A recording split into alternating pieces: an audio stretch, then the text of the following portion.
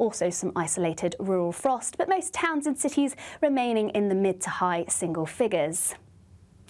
Now, to start the day across Scotland, yes, it will be mostly dry, but it's going to be fairly gusty, particularly around western coasts. A chance of some coastal gales here. So it's unlikely to see any mist or fog during the morning, so mostly bright but breezy start, and fairly similar across Northern Ireland too. But across the rest of England and Wales, once again, it could be fairly chilly. Some mist and fog, particularly around any valleys. Not feeling quite as cold, though, across parts of the southeast. More cloud here. And as we progress through the course of the day, this cloud will spread its way further inland. So it's likely that sunshine will turn more hazy in nature, and once again this cloud could be thick enough to produce the odd isolated shower. But for most it should be another dry day, the best of the brightness across parts of the west, and not feeling quite as warm as it did this afternoon, highs reaching around 16 to 17 degrees Celsius in the southeast. Now, as we head into Saturday, we'll start to see this change. This frontal system pushing in from the west, at times bringing some quite persistent and heavy outbreaks of rain, at first into Northern Ireland and then pushing its way eastwards into western Scotland, western parts of England and Wales, where it could linger through much of the day. But most of the east should be mostly dry and bright, and then it looks like turning brighter as we head into next week. That's it from me. Bye-bye. Expect warm spells with the odd rude interruption. Box Boilers sponsors the weather on GB News.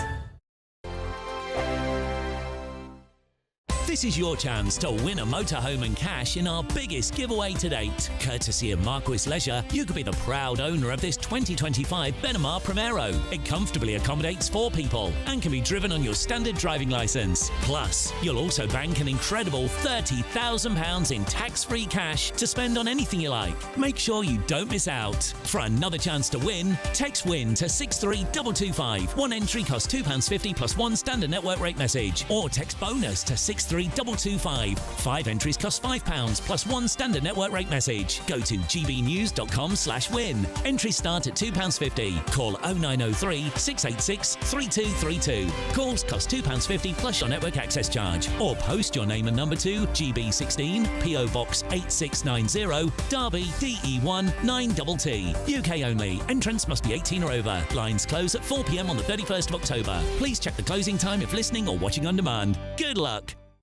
Hi, I'm Michelle Dewberry, and my show is your opportunity to cut through all the noise and dive in headfirst to some robust debates. Ideas clash. Situation, isn't it? Because the failure is... You're deliberately avoiding my point. Nothing's held back. And if you think this is the end of it, wait for more. And we do not shy away from the difficult stuff. Sometimes I want to shake people and say, if only you understood.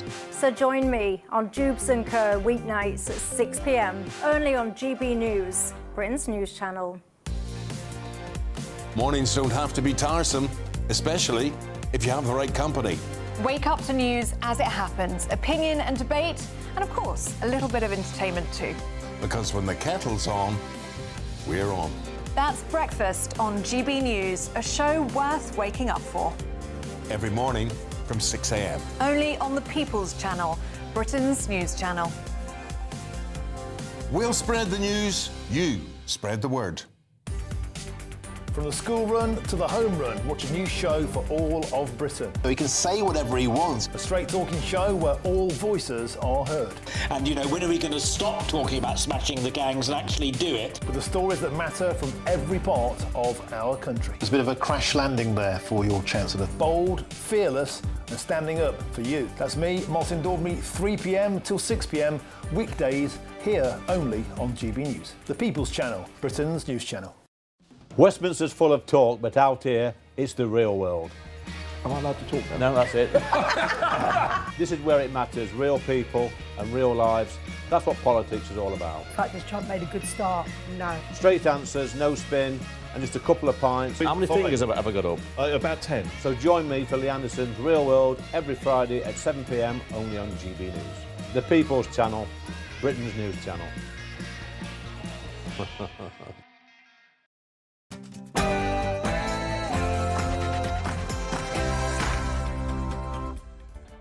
Hello, good evening. It's 8 p.m. on Thursday, the 25th of September. I am Christopher Hope, standing in for the great Sir Jacob Rees-Mogg on State of the Nation tonight.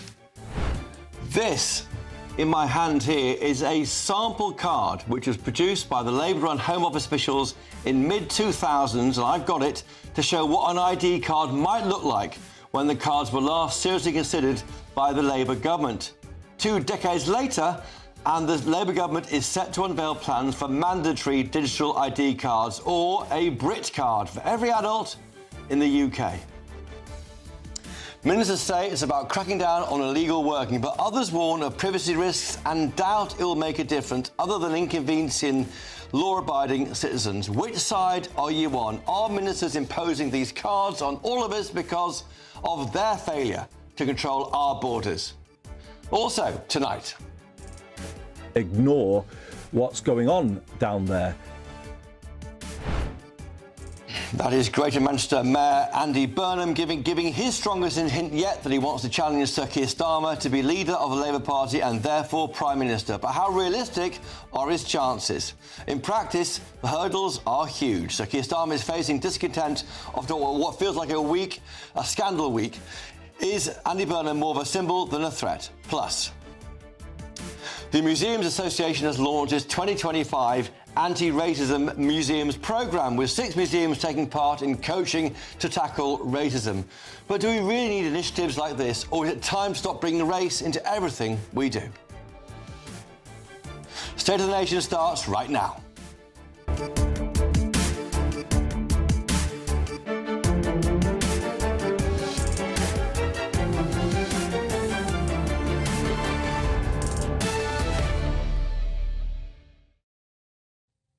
I'm also joined by my panel, the historian and author Tessa Dunlop and the journalist and broadcaster Linda Jubilee. As ever, please let me know your thoughts, gbnews.com/your say. But for now, it's time for the news bulletins with the marvellous Katie Bowen.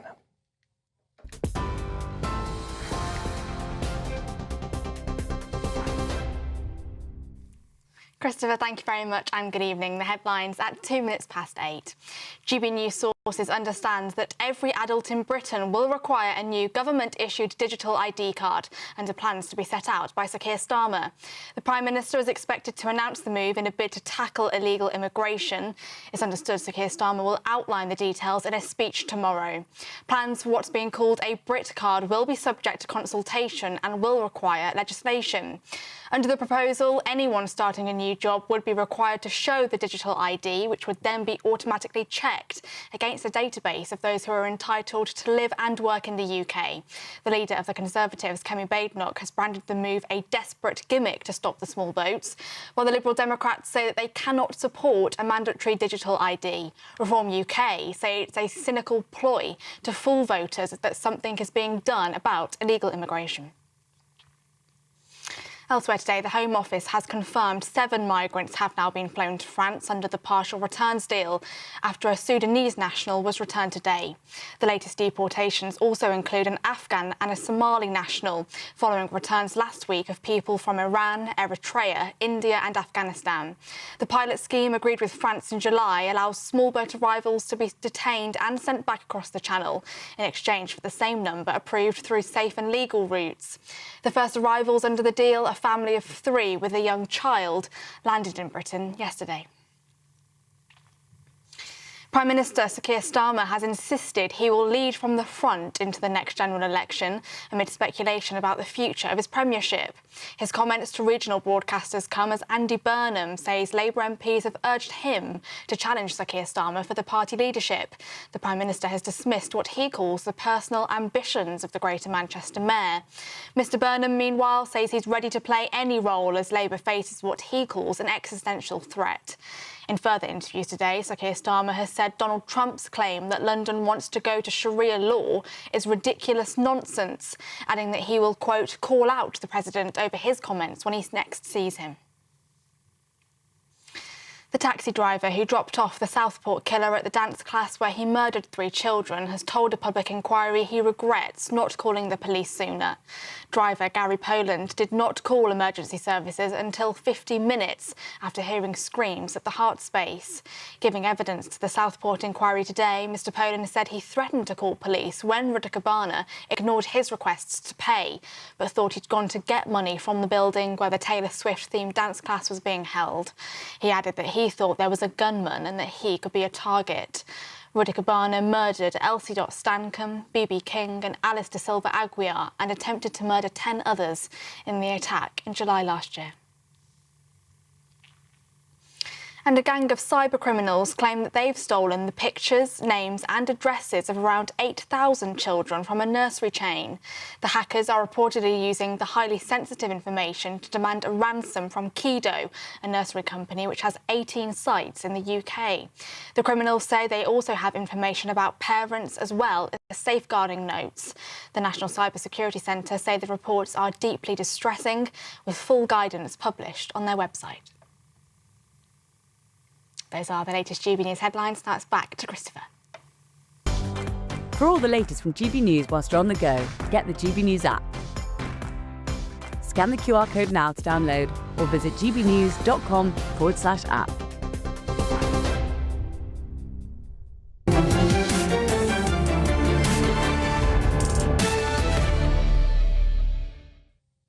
OK, the Prime Minister could announce as soon as tomorrow that the UK will introduce digital ID cards for all adults under plans in a bid to tackle illegal immigration. Under the plans, the so-called Brit card will be required for starting a job or renting a property and verifying eligibility to work. The government insists the policy will curb black market employment and illegal working, but others are concerned already about the effect on civil liberties and privacy.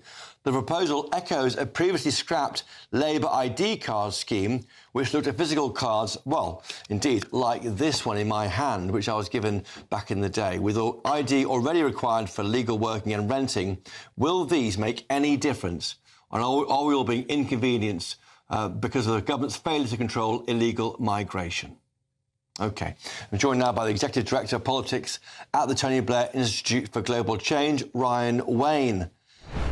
Ryan Wayne, thank you for joining us at GB News. If I can just give you a list of things I already need to do anything in this country: national insurance number, passport, driving licence, birth certificate. Why on earth do we need a digital version of this? Christopher, it's great to be on, and I think you just gave a fantastic advert for why we need a digital ID, because what it will do is put all of that data, make all of that data accessible in one place, rather than having to carry loads of different cards or information around and share data, our data, in a way that is not safe and not privacy preserving. You're waving that plastic card around. That plastic card belongs in 2005 and it should stay in 2005. And what we're talking about today is a universal digital ID that will make life much more difficult for people who shouldn't be in this country and much easier for people who should be in this country. But right now, Ryan Wayne, people I don't think it's easy to get a forged passport, a forged driving licence, a forged NI number, a forged birth certificate. These are all degrees of checking on our identity, which are difficult to fake that many, surely. I mean, surely no one's doing that. Well, gangs who are selling people the dream of a shadow economy in Britain and making vulnerable people risk their lives crossing the channel, they are selling as part of that package fake ID, and it is very easy, too easy to slip into the informal labour market here. I think what a universal digital ID does is that if you make a distinction between stopping illegal working, where there's lots of loopholes, it stops illegal living. It makes it very difficult to open a bank account, to send money back home, to basically do the things that make people want to come and work here informally and legally in the first place. Do you, I mean, the card I got in my hand, again, it was developed by the Blair government in 2005, of course. On the back it says, she's called Susanna Sample. She's a student, leave to remain. No work, it says here, town or city, no public funds, remarks. There are lots of, words to describe the person who holds it. Do you worry, though, about the Big Brother state, the Big Brother knowing more and more about us? I mean, it's not very British, is it, to have a state looking over your shoulder, checking where you are? It increases that concern that we're always being watched. Well, I think what is British is to want the best for our country. And I think what this offers is an upgrade. The technology itself can be designed in many ways so that all of that information isn't held in one place, and it can be very privacy protecting and enhancing. And other countries have one, and they're using them successfully. But I think it is right that we have a conversation about privacy. And looking at your news bulletin, I'm sure the cyber attack on a nursery. It's also right that we have a conversation about cybersecurity as well. But the reality is that people trust government more than some of the private providers that we give our data to every single day, whether that's Amazon or YouTube or the nursery that those parents will have sent their children to. And I think this helps us increase those protections. Yeah, as a supporter of the plans, what do you say to, say, the 2.4 million pensioners who aren't on the internet, or the 4 million of those who lack skills to use the internet? This is be quite alarming, won't it, if they're asked for a digital ID and they haven't got a smartphone or they can't use the internet? What about them? Yeah. Well, I think in the implementation and design of this, remember, the Prime Minister's not yet announced that it is policy. I think we have to work all of that in. But of course, there should be an alternative for people who don't have a smartphone or access to a digital device. But I would also say to those people, we want this because we want your lives to be much easier. When one of those older people has to sign up for pension credit, say, the detail they'll have to give, the information they'll have to share, and the documents they'll have to find, it can be quite difficult and challenging. It can actually be a barrier to access and support that they need. A digital ID would change that. Yeah, and just very finally, Ryan Wayne, what is a digital ID? Is it a long number that you memorise? How will you carry it around? In a phone? How will it manifest itself? So notwithstanding your very important point about people who don't have a phone, most of us will not be carrying a physical card. It will be on our phone. It'll be almost like a digital wallet. We can open up an app and we can access information and data about ourselves, choose who we share it with, and really importantly, see who is trying to access it. So it puts British people in control of their data, tackles illegal migration, upgrades public services. I can't wait for it. OK, look, Ryan Wayne, good stuff. You're the Executive Director of Politics at the Tony Blair Institute for Global Change. Thank you for joining us tonight on State of the Nation on GB News. It's great to see you. Let's get a word from our panel. The historian and author and friend of mine, Tessa Dunlop. Great to see you here, Tessa. And the journalist and broadcaster, Linda Dubley. Thank you for coming too. Tessa Dunlop, you're a historian. Is this very British? Well, it is wonderfully ironic, isn't it? That all the raising of the flag and the screaming and the shouting and the wringing of the hands about migration and floods and just the Labour Party. Insecurity. No. That is the general temperature that I think has been triggered by this surging right, which really began, you can track it back to 2016 and Brexit. And we have had delivered on a red platter, the response, which is the import of the European ID card. Because I've never been in a European country where I haven't been looked askance. In fact, once I was in Bucharest... It's not being watched by the state. Well, no, I almost got arrested. Because I was in Bucharest and they wouldn't believe that I wasn't Moldovan. They wouldn't believe I was British because I didn't have an ID card. You've got your passport in your No, I don't carry my passport around Bucharest. I lose everything. Linda Dubley, what do you think? Well, I think that, I want to be sort of properly practical about this. I don't subscribe to all the intellectual arguments about this. I think there's absolutely nothing wrong with having an ID card. I had one for 5 years in Hong Kong, where I was based as a foreign correspondent, and actually when it was a British territory. So there's no problem there. What I don't like is having a separate UTR number, a separate NI number, a separate NHS number. This is all so inconvenient. Passport number. Every time I do anything, today I had to bring in photo ID, so I've got my passport in my handbag. It's all very, very inconvenient. But here's the rub. I don't think this will make any difference at all to our immigration problem. I think that's a little bit like... Let me finish, Tessa. I think it's a little bit like saying we've got a dangerous dog problem, let's register them at the post office. There is that feeling we're all being loaded up by... it's red tape because the government can't control the border. Because it can't do anything properly. I think, remember that Macron said to Starmer, your country's seen as a soft touch. So in part it's responding to Europe saying the migration problem on the Channel is our fault, not their fault. It is there. They're not stopping them travelling. They're a soft touch. And in part it's Starmer pivoting in Liverpool, giving us a new line to float the boats on. Yeah, I agree with that. It's just cosmetic. The fact of the matter is that plenty of people regard us in Europe and regard us as a soft touch. So is it wrong then to try and say it's about controlling migration? In fact, it's about making life easier. So if it's about a different thing, I might accept it, but I don't accept. It's hard to accept us being loaded up with more red tape because they can't control the southern border. I agree with that, but I think you'll find an awful lot of people that actually want this ID card. Yeah, and actually, I find it's a little bit hypocritical of you you, Chris. I mean, there you are. That's Dunlop. Is it mean? He's seen as the nice guy on the right, generally, by the way. I'm not on the right. I'm not on the right or left. The nice guy. You are moaning here about a clear effort to actually account for those who are in Britain, whether illegal or legal. You have a central database. Everyone's plugged into it. And if you're not plugged into that database, you're clearly a ne'er-do-well. And that must surely please the GB News fraternity. Is this very British? I mean, Papers, Please will be trending shortly on Twitter.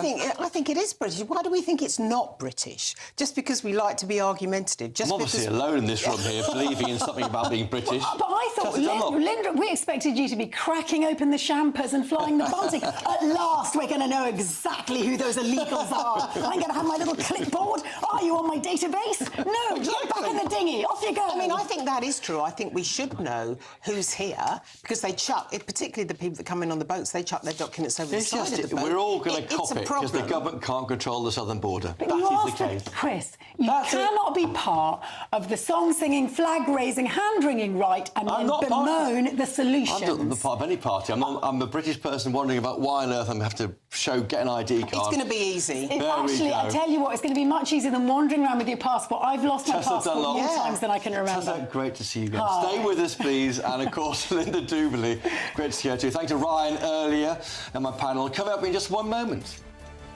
Ignore what's going on down there. I think we might agree. That was Labour Greater Manchester Mayor Andy Burnham giving us his strongest hint yet. He wants to challenge Sir Keir Starmer, possibly to be the leader of the Labour Party and Prime Minister. But how realistic are his chances? I'm talking to a pollster next.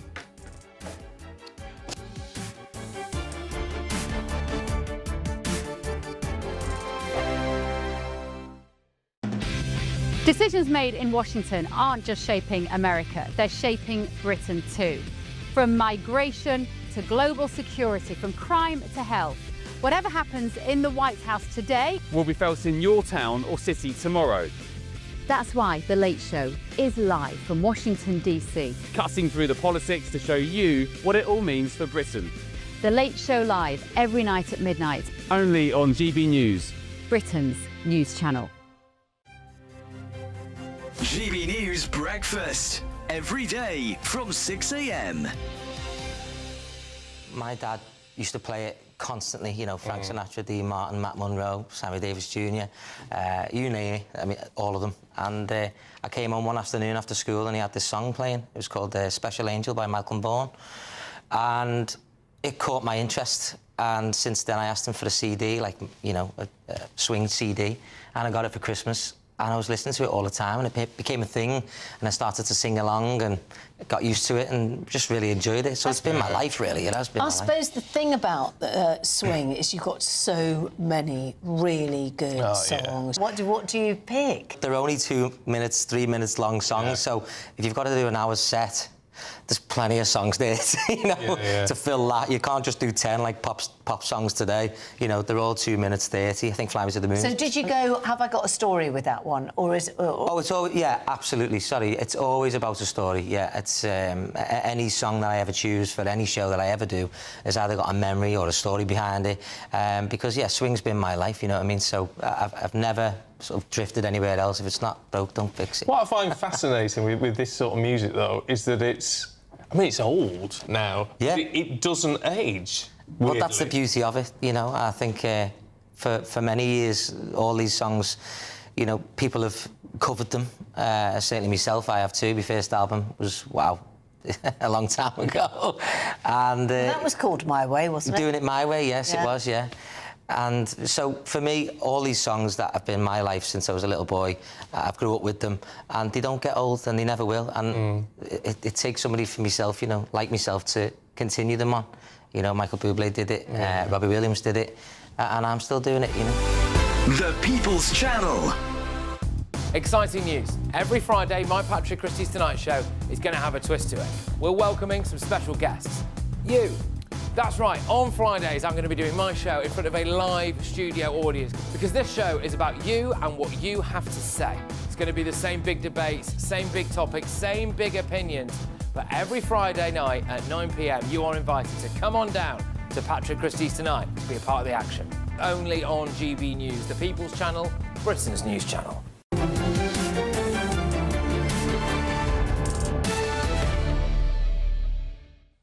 And we're back. How high are Andy Burnham's chances of replacing Sir Keir Starmer as Labour leader? This morning, he told the BBC this. A proper plan for the country and a proper plan to be reformed. We've got to work on a plan, a proper plan to beat reform. And we've got a plan to beat reform. That is what matters. Well, he might start by putting a tie on. Anyway, but for Andy Burnham even to be in the running, he'd need to resign as Greater Manchester Mayor, with a by-election persuading Labour MPs to back him after that and somehow topple Keir Starmer, who won a landslide last July. Labour doesn't have a culture of committing regicide towards leaders the way the Tories do, and maybe the hype stems from backbench discontent with Keir Starmer, who is bombing in the polls. That's why ministers like Steve Reid and Rachel Reeves from the Cabinet praise Andy Burnham as a great mayor. And he is a fantastic mayor of Greater Manchester. Sadiq is doing a fantastic job in London. Tracy Brabin is doing an amazing job in Yorkshire. And we can all learn from their experiences in their localities. Now, Andy is committed to serving his full term as mayor of Manchester, which concludes in 2028. I know he will want to work with the government to ensure that we bring in the investment that will improve his region, as well as those other mayors will be looking at their regions too. The biggest story is the pressure building around the PM himself, even if Andy Burnham remains more of a symbol than a threat because he's not an MP. I'm joined now by the Deputy Leader of Research at More in Common, Ed Hodgson. Ed, great to see you. Thank you for joining us on State of the Nation. But before we start, I've got to ask you the question our panel's asking. How popular are ID cards amongst us Brits? Yeah, look, it's an interesting one. They're quite a lot more popular than you might expect, given some of the commentary on it. If you ask the public just up front, do they support or oppose ID cards? The majority do. 53% say they support them. Just 9% say they oppose them. That said, people are susceptible to arguments against, and it's quite soft support. So it might be one to keep an eye on. So we'll take that forward, and then we're seeing on screen there, I think that's an ID card details there showing how it's basically more than half the country in favour, but that could be argued against when the arguments are made. Yeah, a bit like Brexit, you might argue, but yeah, when you put arguments to people, the most popular ones are that it will make it easier to take on illegal immigration. When you put arguments against ID cards to people, it's not the civil liberties ones that people talk about. It's actually just the cost and the risk of a cyber attack that people are really worried about. So if I was to sort of be advising someone on making an argument against ID cards, that's what I'd be focusing on. Ed, well, great to have you on. While you're here, about Andy Burnham, is there evidence to say he would close that gap in the polls on Reform UK? Yeah, Andy Burnham's a really interesting one. He's one of very few popular Labour politicians at the moment. He has a positive approval rating, which is pretty unheard of for any Labour politician. He's actually one of few popular politicians full stop at the moment. And I think one of the really interesting things about Andy Burnham is we do these focus groups all around the country talking to focus groups in different parts of the UK, and people often say to us, look, we wish we had an Andy Burnham for our region. They really like him, and they think he's a more sort of human and natural politician. We've done some polling of how people would vote if Andy Burnham was Labour leader, and this is where it's really interesting. As you well know, Labour are quite far behind Reform in the polls at the moment. When you ask people how they would vote if Andy Burnham was leader, Labour actually just about overtakes Reform, which is quite a sizable change. Obviously, this is hypothetical polling. If it happened in real life, who knows what might happen? And they might think that Labour are sort of doing what the Tories did, for example, and changing leader too often. But that's what people say at the moment. Do you think he's benefiting from the kind of thing which benefits Nigel Farage? He's never been in power, nor real power, nor has Andy Burnham. He's been a Metro mayor, really, apart from a small role in cabinet, but not real power, I would argue, in terms of being Prime Minister. So it's basically none of the above. Kemi Badenoch is tainted by the last government. Keir Starmer is plummeting in the polls. So maybe people who aren't in Parliament or on the edge of Parliament have a better chance. Yeah, absolutely. And I think sort of the freshness of him is really appealing to people. I mean, in many ways, it's kind of interesting that he's being so public about this so early on. You might think it might make more sense to wait towards the end of Parliament and then make the case that you haven't been involved in it sort of closer to an election, because it's definitely, there's such a strong anti-government mood at the moment that it's not helpful for any politician if you want to be popular by the time of the next election to sort of be associated with it. And he's got a lot of challenges ahead for him. I mean, what do you think? What your voters who you speak to saying to you that Keir Starmer should do to try and get himself out of this low level in polling?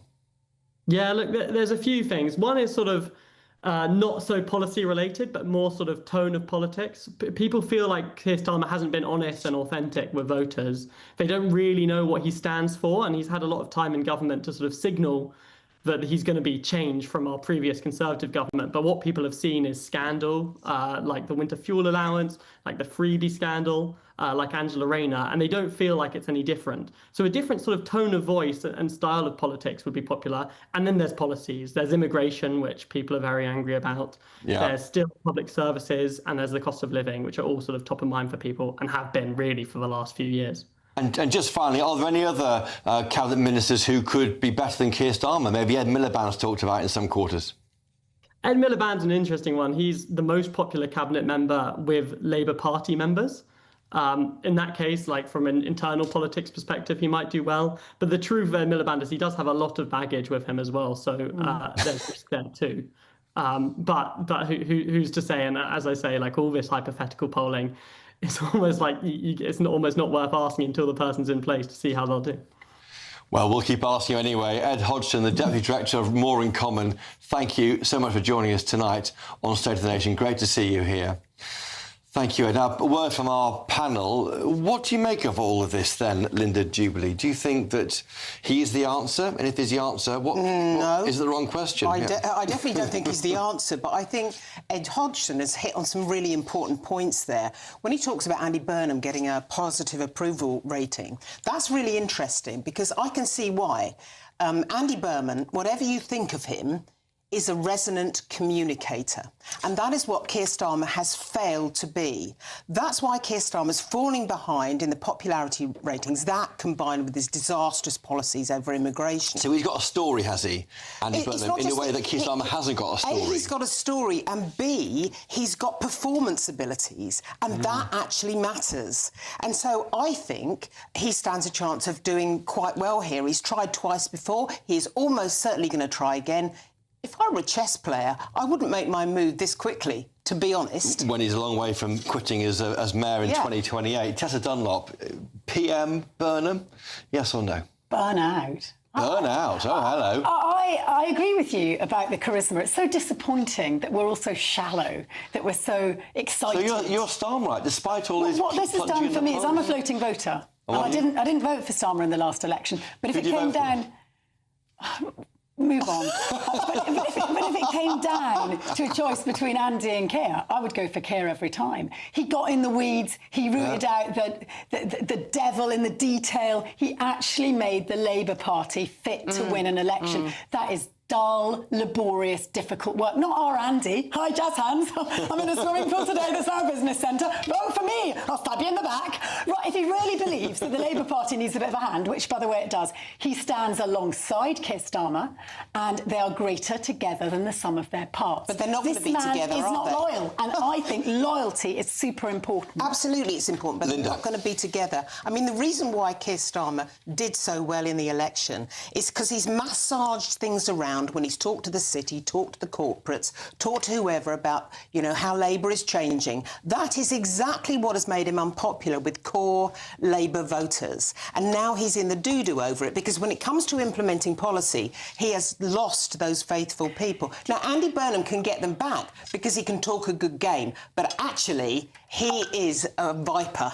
He's a viper in the grass, and the reason why he's had to come out this early on in the administration is because to get to number 10, to have to resign his mayoralty, find a local Manchester MP who'd let him have a seat, maybe do a swapsy, that would look really messy. Imagine how that would play with the public. Then the by-election would be a mini leadership race. Can you imagine? If Burnham wins this, then is he going to leapfrog into Keir Starmer? Well, it won't happen. It's difficult in the Labour Party. Hurdles are stopping it happening, so I don't know why he hasn't killed it off earlier, because now he's going to look like he's always the guy who because he hasn't quite got the top and job. you know, there was something I heard today. The person who wields the sword does not wear the crown. Well, Linda, I'm pulling up the quotes here from Keir Starmer talking to ITV Granada tonight. Says that he wants to be very clear about the fiscal rules. He says that he won't get drawn into the mayor's personal ambitions. By doing that, he's drawn into it. That's great. I love that line. And then he says it was 3 years ago that Liz Truss showed what happens if you abandon fiscal rules. He's Liz Truss. Do you believe it? That's the ultimate insult. The number of times her name has come into the sort of common dialogue over the last 2 days is completely extraordinary. Yeah. She seems to be a sort of byword for disastrous behaviour in politics, I suppose. The Jubilee and also Tessa Dunlop, great to have you on. Stay here, of course, don't go anywhere. Thank you, Ed, earlier. And, of course, coming up in a moment, more on the PM's digital ID cards announcement, because, surprisingly, the Tory leader, Kevin Badenoch, calls it a desperate gimmick that won't stop the boats, but also won't come out against digital ID cards. Let's see how that lasts when I speak to Andrew Griffiths, the Shadow Business and Trade Secretary, in just a moment. Stay tuned.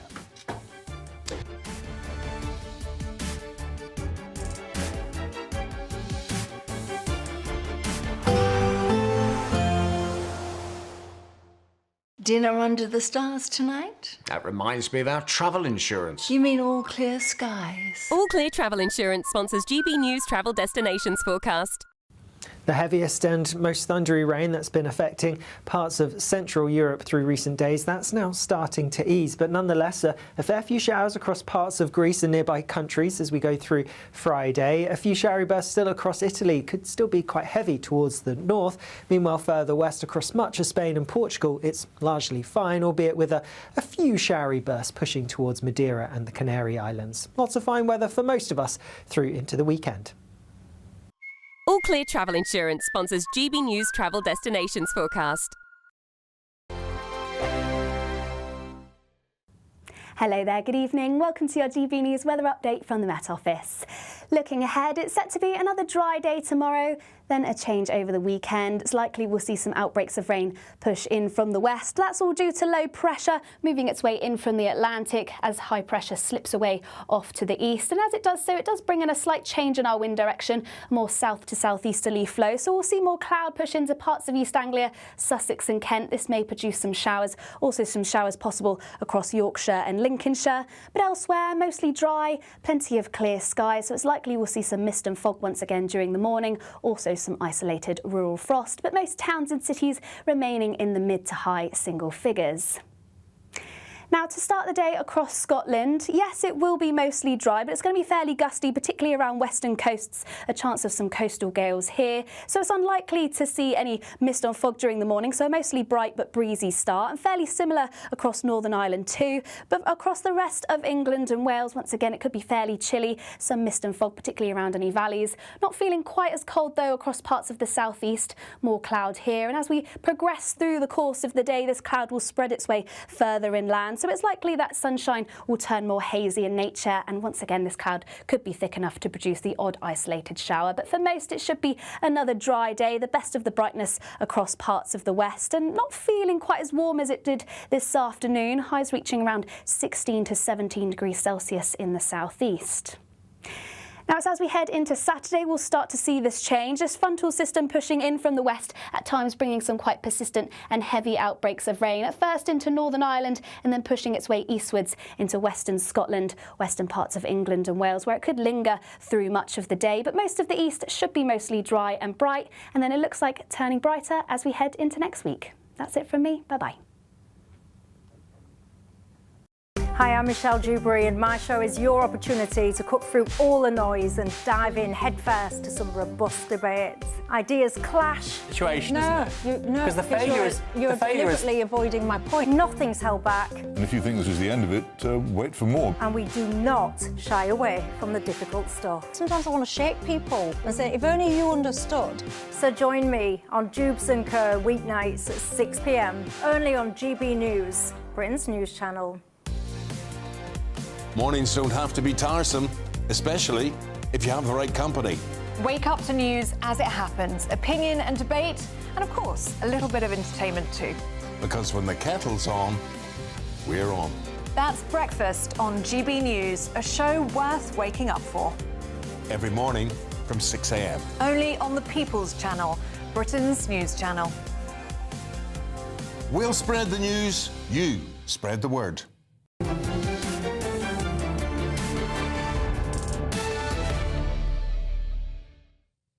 Right, the Prime Minister is set to announce, possibly as soon as tomorrow, that the UK will announce and introduce digital ID cards for all adults under plans in a bid to tackle illegal migration. Under the plans, the so-called Brit card will be required for starting a job or renting a property or verifying eligibility to work. Today, the Tory party leader Kemi Badenoch said this: "This announcement is a desperate gimmick that will do nothing to stop the boats." Is she right? Well, with me now is the Shadow Secretary of State for Business and Trade, Andrew Griffiths. Andrew Griffiths, thank you for joining us. That full statement from Kemi Badenoch is this. She calls it a desperate gimmick that will do nothing to stop the boats, and then says this: "There are arguments for and against digital ID, but mandating its use will be a serious step that requires a proper national debate." Why doesn't your leader come out against ID cards, given that's the Tory position for as long as I can remember? Well, it's my personal position as well to be against a compulsory So you're ID against card. your leader? Well, my personal position, we have not seen what the government is coming up with, right? You may have been briefed, there may be rumours. We haven't seen the government's plans. Kemi's quite right to keep the focus on the government. It's not sad to say what the Conservative Party would or would not do. We did not introduce cards, and we cancelled the previous project when we were in government. With the Lib Dems. That we inherited from Tony Blair, and this is Tony Blair's project back all over again, trying to control us. Now, if I can just unpack it a little bit, look, no one minds a digital rendition. You know, you've got is that your driving licence there, Chris? I mean, well, no, what I've got here is actually the Labour attempt at doing it back in 2005. It's a Labour sample ID card, which I kept from the day. I mean, she doesn't look at all like you either. That's Susanna's sample. Yeah. But it won't be like this. It'll be a digital document. Yeah, but let's not be blinded by this, right? If you want a digital version of your existing driving licence, fine. But what I would be against is a compulsory single national database that you have to carry around, and you know, that would be a real erosion in our traditional British freedoms. Innocent, law-abiding people will be caught up by this. And in my view, and we should see what the use cases the government say, it won't do anything for criminals. Shops in my constituency know exactly who is committing the shoplifting. That's an issue about compliance. The Home Office knows where the illegal immigrants are because they've put them up in hotels and they're ferrying them around in taxis. The government... This is it's a distraction by the government from the state's failure to do its basic job properly. But these are not issues of identity, right? These are issues where they know the identity. The issue is they're just not doing the job. And so that's why it's right to keep the focus on the government. We'll hear from Sir Keir Starmer, I think, tomorrow, when he'll be asked about this and probably will respond and say, we want to do this to help tackle the small boats crisis, the illegal working epidemic in this country. It was singled out by Emmanuel Macron, the French president, as a reason why people cross the channel to disappear into our economy. Is that enough of a reason to justify digital ID cards? Well, no, because they shouldn't be here in the first place. They should be deported, so it shouldn't be an issue about being here or working in the economy. Our plans would see them deported. And you can already perform the most profound DNA and biometric tests when people land at the Western Jetfoil. So, again, it's not a question of identity, it's a question of your willingness to enforce it. But what we know will happen is investigative journalists will be put at risk, right? All of the big scandals, the post office, blood, infected blood, all of those started with a journalist, rubbing up the government in the wrong way, asking awkward questions of ministers, and I don't trust the state not to try and suppress that. It will end up with people being debanked, and you remember I was the minister at the time of debanking. Journalists like Toby Young, Nigel Farage, now a journalist of GBNews, were being debanked, made an unperson by the system. And it wasn't always, done at the senior level with judge oversight. It was done by someone middle-ranking in an organisation who just cancelled them. That involved the bank, not the government. Do you think we shouldn't trust the state with this? This is a step too far for big state.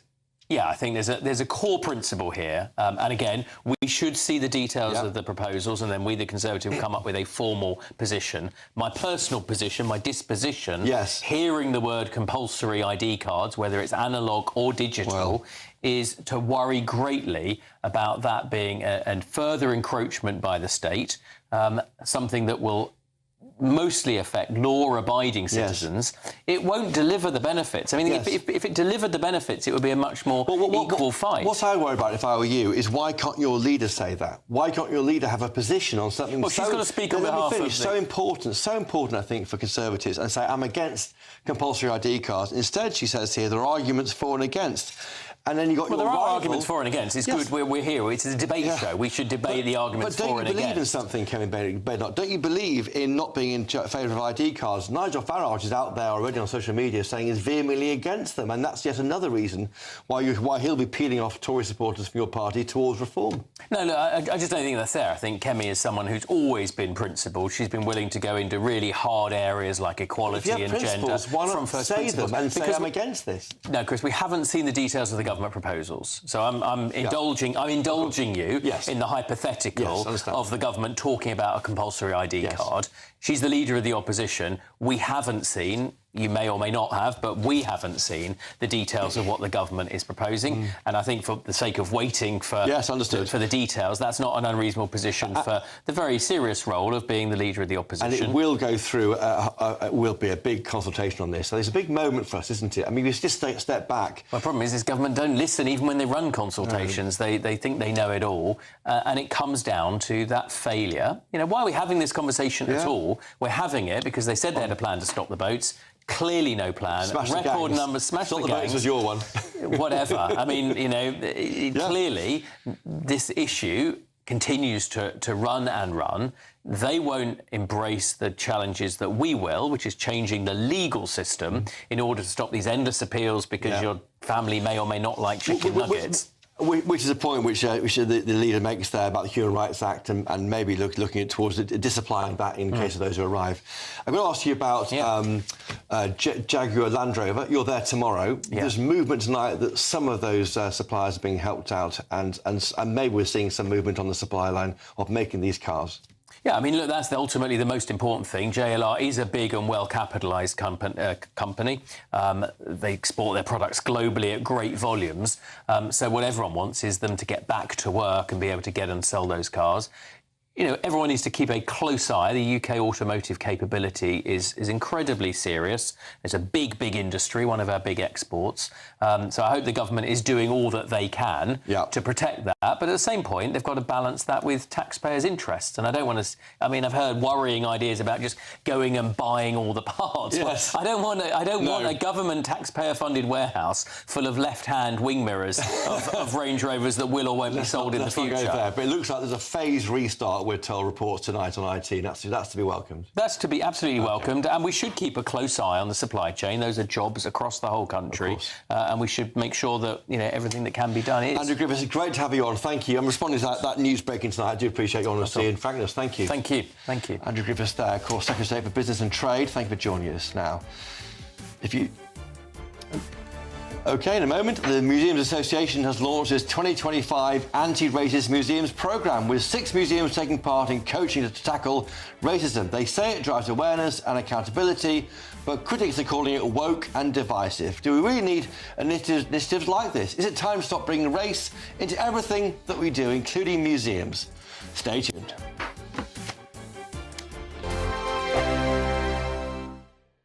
At GB News, we love to hear from you, our loyal community. So drop us a line at gbnews.com/yoursay. There you can talk to each other and also to the presenters live on air. gbnews.com/yoursay, because GB News is your channel, Britain's news channel. Hi, I'm Michelle Dewberry, and my show is your opportunity to cut through all the noise and dive in headfirst to some robust debates. Ideas clash. Situation, No, because the failure is... You're deliberately avoiding my point. Nothing's held back. And if you think this is the end of it, wait for more. And we do not shy away from the difficult stuff. Sometimes I want to shake people and say, if only you understood. So join me on Jubes and Co weeknights at 6 p.m, only on GB News, Britain's news channel. Decisions made in Washington aren't just shaping America, they're shaping Britain too. From migration to global security, from crime to health. Whatever happens in the White House today will be felt in your town or city tomorrow. That's why The Late Show is live from Washington, D.C. Cutting through the politics to show you what it all means for Britain. The Late Show live every night at midnight. Only on GB News, Britain's news channel. Westminster's full of talk, but out here, it's the real world. Am I allowed to talk then? No, that's it. This is where it matters, real people and real lives. That's what politics is all about. The fact has Trump made a good start? No. Straight answers, no spin, and just a couple of pints. How many fingers have I got up? About 10. So join me for Lee Anderson's Real World every Friday at 7 p.m. only on GB News. The People's Channel, Britain's news channel. You want to know what's really going on in the corridors of power? Labour don't know what to do with you half the time, and that makes you quite lethal in the chamber. Get behind the headlines with Chopper's Political Podcast. Join me, Christopher Hope, as I sit down with the great and the good of British politics. We'll see where this ruling takes us. These are the stories shaping our nation. Chopper's Political Podcast, available now on all platforms. Listen in and stay ahead. Join me, Nana Akweer, for an informative, interactive news programme with a difference. It's fun. No, he didn't say that, Dave. I'm so surprised. I think there's an element of truth to that. Join me from 3 p.m. every weekend, only on GB News, Britain's news channel. In the GB newsroom, we bring you the news as it happens. With our team of dedicated journalists across the UK, we're ready to keep you up to date with what's happening every half an hour, every single day. Bulletins here on GB News, the People's Channel, Britain's news channel.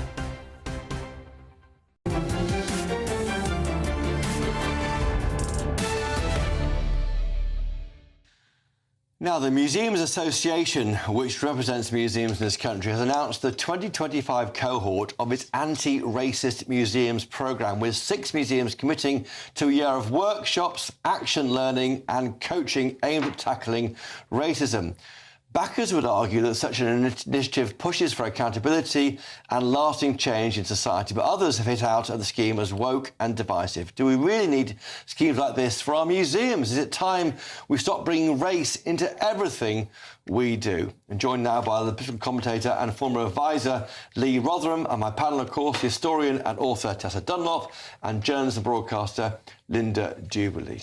OK, to you first, Lee Rotherham. You've called this absurd woke capture. Yes, I'm afraid I have. I do see this as a rather suspicious a form of entryism or cadre forming by the left. As far as one can tell, it's enabled by legislation such as the 2010 Equality Act, which encourages... So they're forced to do it, are they, rather than voluntarily? No, I think there's a whole... This is the problem with this sort of thing. It's all interconnected. So you have individuals and groups who are motivated along these particular narratives, some of which, if you cross the whole lot of them, some of which are sort of reasonable, and others which are more politically charged. Such as decolonisation, for instance. Yes, this is another thing which the Museum Association... on that, looking at a review of last year's programme on the similar theme, that looked to try and dismantle systemic racism in a sector fundamentally connected to empire, slavery and racism, and trying to create a brave space for colleagues, particularly those who are white, to form an active coalition. So are museums racist? Well, look, let me give you an example of a museum which was classically racist and a bad one, which was if you went 25 years to go to Brussels, to the Museum of the Congo. That was basically the leftovers from the 1898 exhibition, Expo 1898 there, which was basically saying how wonderful the Belgians were doing in the Congo. Because they weren't. They really weren't. They really weren't. Committing these atrocities, none of which were covered, and the actual material itself, and you still had the original hand-drawn ink, the very faded descriptions, told you next to nothing about the ethnology. Airbrushing the horrors of the Congo. And it did nothing to explain to visitors the local cultures. In your mind? Absolutely horrible. And eventually, after a number of years, they got... it just got so much criticism, they completely changed it. Isn't it right then that museums are required to look into our colonial past, the empire and so forth, and talk about it more openly? OK, so that's the exception. That demonstrates the need for all people, whether you're a historian or a museum curator, or just generally the individual who considers a Socratic life something worth considering. That's fine. What we're not seeing, however, or what we're seeing increasingly, to flip it around, is a more structured Marxist-Leninist approach to the problem, which is basically saying all museums have a problem. There's a shared colonial guilt. Yeah. We need to basically reshape our society. We do that by reshaping Is that the guilt museum. wrong? That is, it's complex. It's more. History is complex, and the left, particularly the hard left, has a tendency to oversimplify and to cast aspersions in order to pursue a revolutionary agenda. And Lee, while I've got to ask about the Museum of Brexit. Yeah. You're looking at developing funds for a museum to mark Brexit. How is that going? It's an ongoing process. It's a marathon, not a sprint. I had a meeting yesterday. It's going well. Open by when?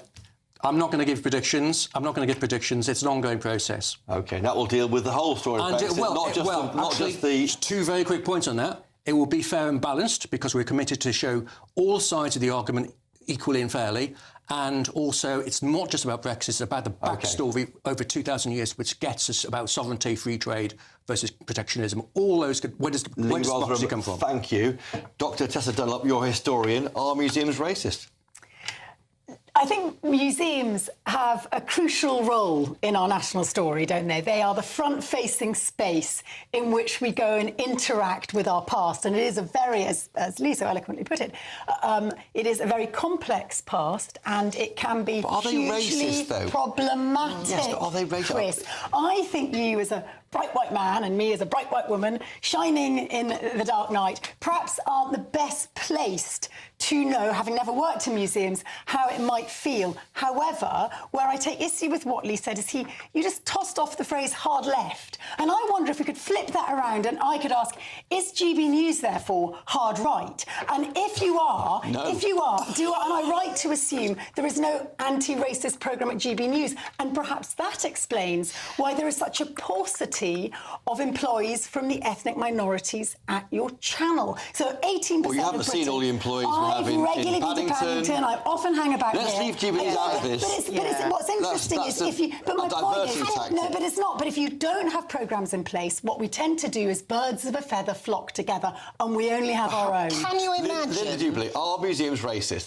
That couldn't be answered by Dr Dunlop. I don't know why. I think that Lee had a very good point about the Belgian Congo, which was one of the most horrendous regimes, and to have a museum which painted it that way is an utter disgrace. But the pendulum, I think is what you're saying, has swung back too far.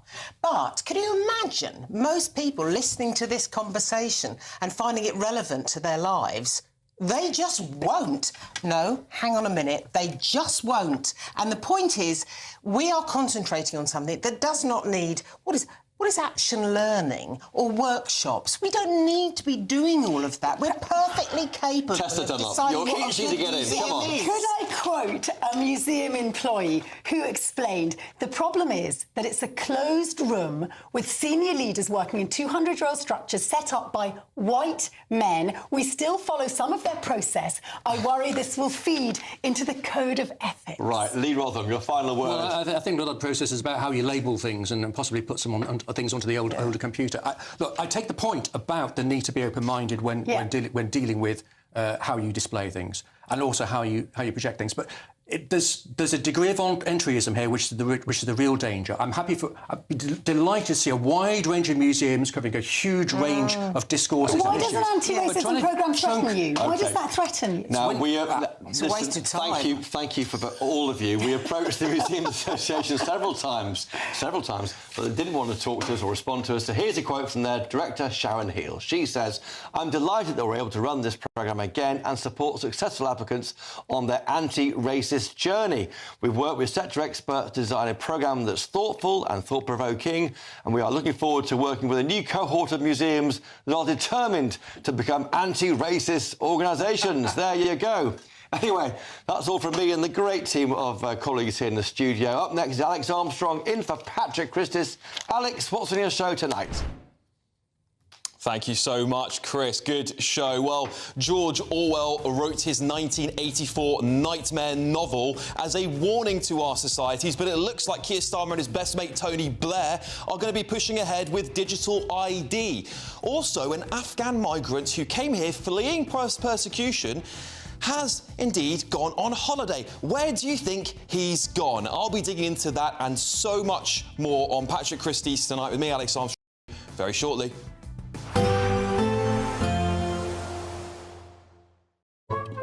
Today's outlook: cool, calm and completely horizontal. Boxed Aircon sponsors the weather on GB News. Hello there, good evening. Welcome to your GB News weather update from the Met Office. Looking ahead, it's set to be another dry day tomorrow, then a change over the weekend. It's likely we'll see some outbreaks of rain push in from the west. That's all due to low pressure moving its way in from the Atlantic as high pressure slips away off to the east. And as it does so, it does bring in a slight change in our wind direction, more south to southeasterly flow. So we'll see more cloud push into parts of East Anglia, Sussex and Kent. This may produce some showers, also some showers possible across Yorkshire and Lincolnshire. But elsewhere, mostly dry, plenty of clear skies. So it's likely we'll see some mist and fog once again during the morning. Also some isolated rural frost, but most towns and cities remaining in the mid to high single figures. Now, to start the day across Scotland, yes, it will be mostly dry, but it's going to be fairly gusty, particularly around western coasts. A chance of some coastal gales here. So it's unlikely to see any mist or fog during the morning, so mostly bright but breezy start, and fairly similar across Northern Ireland too. But across the rest of England and Wales, once again, it could be fairly chilly. Some mist and fog, particularly around any valleys. Not feeling quite as cold, though, across parts of the southeast. More cloud here. And as progress through the course of the day, this cloud will spread its way further inland, so it's likely that sunshine will turn more hazy in nature, and once again this cloud could be thick enough to produce the odd isolated shower. But for most it should be another dry day, the best of the brightness across parts of the west, and not feeling quite as warm as it did this afternoon, highs reaching around 16 to 17 degrees Celsius in the southeast. Now, as we head into Saturday, we'll start to see this change. This frontal system pushing in from the west, at times bringing some quite persistent and heavy outbreaks of rain. At first into Northern Ireland and then pushing its way eastwards into western Scotland, western parts of England and Wales, where it could linger through much of the day. But most of the east should be mostly dry and bright. And then it looks like turning brighter as we head into next week. That's it from me. Bye-bye. Today's outlook: cool, calm and completely horizontal. Boxed Aircon sponsors the weather on GB News. You could bank an incredible £30,000 in tax-free cash to spend however you like. And if that wasn't enough, you'll also get to drive away in this brand new motorhome. This brand new 2025 Benimar Primero could be yours. It comes with all the mod cons you'd expect from a vehicle worth over £74,000 and comfortably sleeps 4 people. This prize package is worth over £104,000. For another chance to win, text WIN to 63225. One entry costs £2.50 plus one standard network rate message, or text bonus to 63225. 5 entries cost £5 plus one standard network rate message. Go to gbnews.com/win. Entries start at £2.50. Call 0903 686 3232. Calls cost £2.50 plus your network access charge. Or post your name and number to GB16 PO Box 8690 Derby DE1 9TT. UK only.